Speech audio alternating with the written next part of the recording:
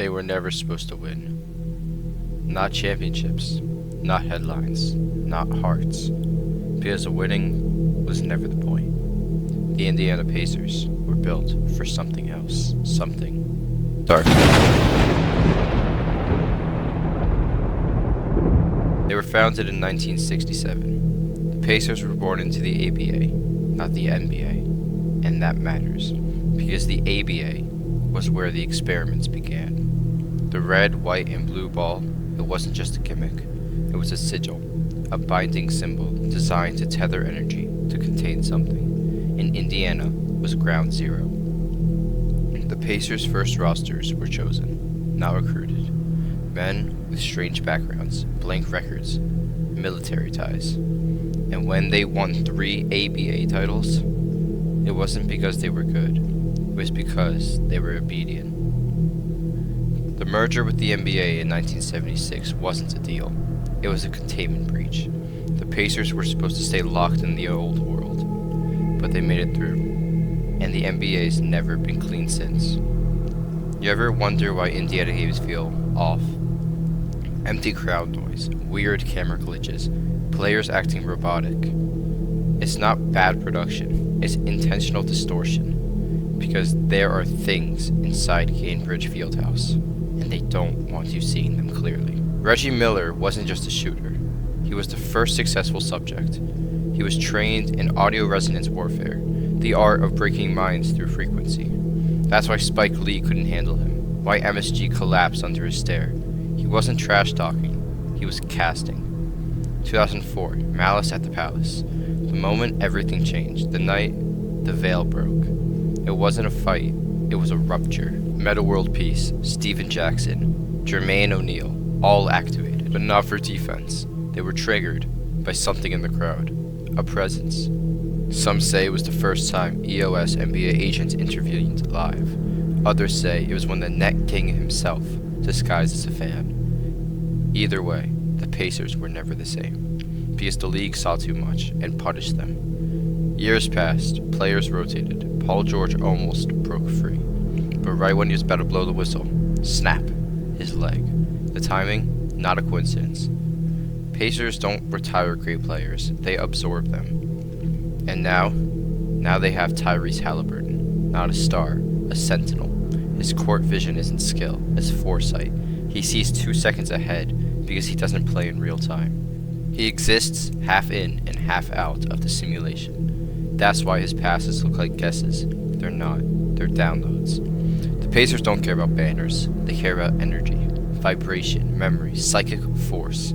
Every three-pointer powers the grid under the stadium. Every turnover saps human will from the crowd. They feed on rhythm, and Haliburton, he's the conductor. And why do you think the Knicks can't stop them? Because New York was always the loudest, and Indiana was built to silence. This isn't just basketball. It's a war between timelines, a game between gods and jerseys. And the Pacers, they were never underdogs. They were the original architects.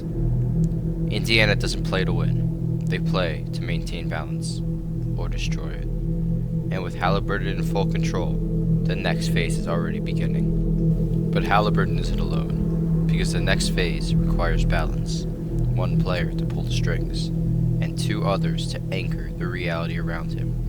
And that's where they come in. Pascal Siakam and Aaron Nesmith. Siakam wasn't traded. He was summoned. Indiana didn't want him. They needed him. Because deep in the archives of the EOSNBA, there's a prophecy. A being known as the Spiral Walker. One who spins through contact, absorbing chaos and converting it to dimensional energy. That's Pascal. Every spin move he makes distorts the court around him. Every Euro step cracks the simulation for a frame. He's not scoring. He's slicing his way through realities. And that's why his game only makes sense when it doesn't. When it feels wrong. That's when he's working. And then there's Nesmith. Quiet, overlooked. But in the original EOSNBA texts, there's mention of a soldier called the Anchor Fang. A being whose purpose is to root the others, to keep unstable powers from destroying their hosts. That's Aaron Nesmith. Watch him move. He guards like he's defending the code itself, because he is. Nesmith's body is a failsafe. If Haliburton loses control, if Siakam breaches too far, Nesmith locks the timeline down with brute force. He doesn't play to win, he plays to preserve. He is the firewall, the blade, the restraint. Together, they're activating something Indianapolis hasn't seen in decades. A core of influence, one to bend time, one to slice space, and one to hold the dimension in place. They aren't teammates, they're components of an ancient machine, and that machine has started humming again. The Pacers have reawakened their power, and the league is already cracking. Now, this video is probably going to come out a few hours before the first game of the NBA Finals. But this was always the destination. Every deal, every power unlocks, every ritual behind closed doors, all of it was leading to this final convergence. Because the Pacers aren't just hot, they were engineered to survive the final war. And who stands on the other side? The Thunder. OKC wasn't just rebuilding, they were reincarnating. While Indiana experimented with containment, the Thunder opened the floodgates. SGA, the silent conductor. He doesn't dribble, he moves time. Shai Holmgren, the spirit frame. His limbs don't bend right because he's built on ancient geometry. Jalen Williams, the Echo Twin. There's two of him, but one always stays just out of sight.